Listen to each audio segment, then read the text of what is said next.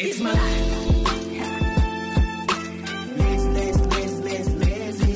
It's my life. I got dirty.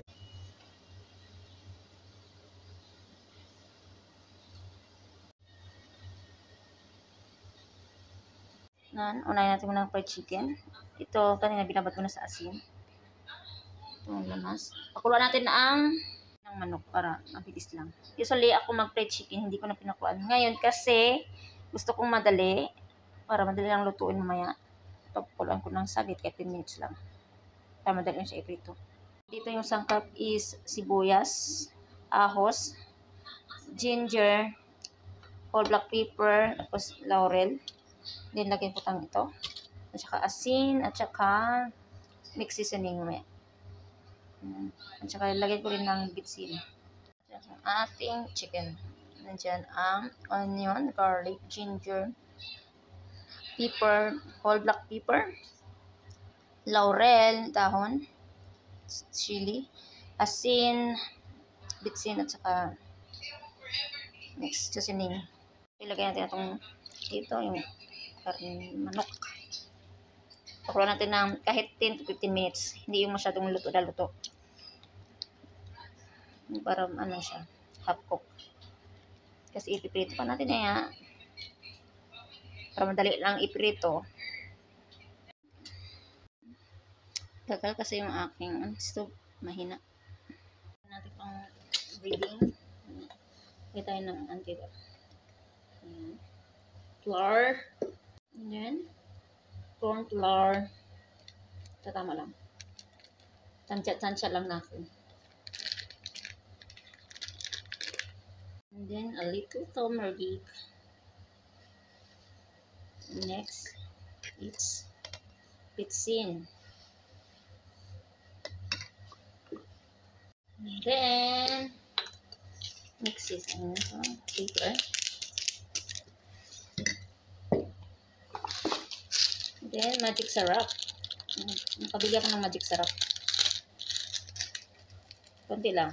Ang palasa. And then, salt. And next, it's water.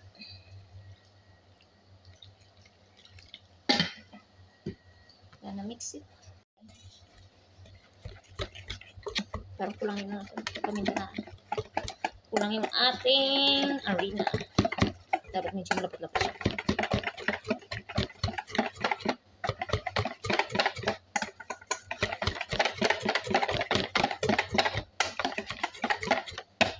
Hindi ko na nilagyan ng egg kasi malansa.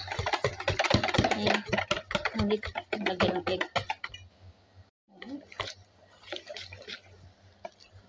Ilagay natin dito yung manok mamaya. Ibakat natin. Mamaya is naglagyan din ko ng spicy. Kasi yung kasama ko, ayaw ng spicy.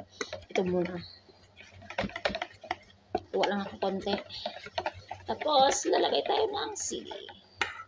Ito pang spicy natin. I love spicy. And then this one. A little spicy and spicy one. This one.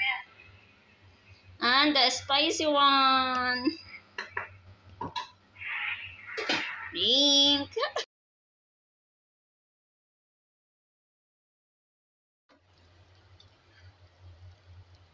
Ayan ang ating manok. Tapos na. Ito. Yung spicy.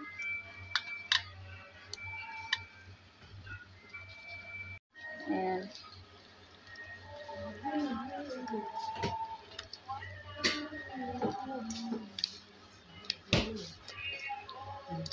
Hadi ka lang. Nakalasakan.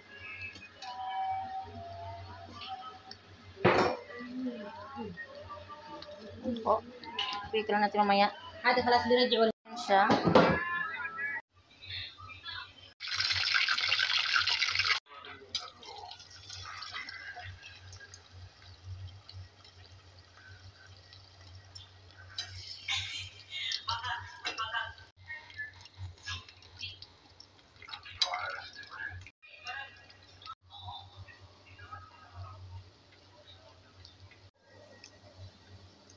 Wala siya kasi spicy yan.